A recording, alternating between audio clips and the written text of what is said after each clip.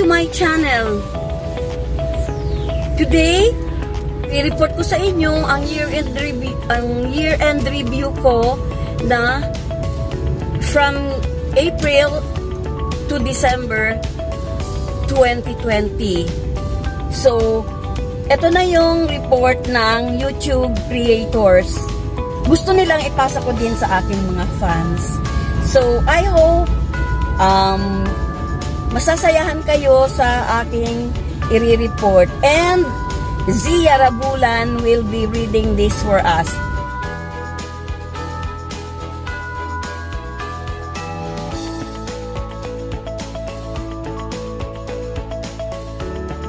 When 2020 went off script, you kept us inspired by uploading 477 minutes of your content. Your hard work's worth celebrating. Let's take a moment to reflect.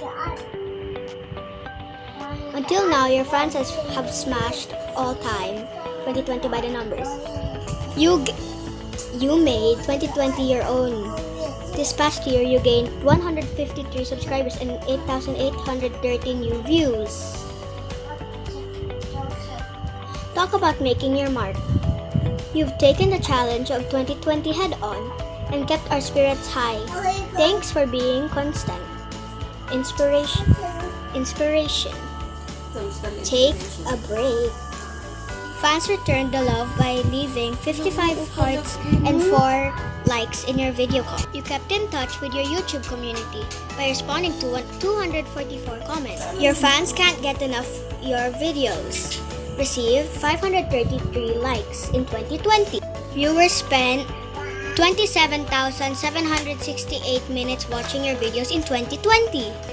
Ako, buong puso kong nagpapasalamat din sa lahat ng mga fans ko. And happy holidays! Happy New Year to all! I love you all!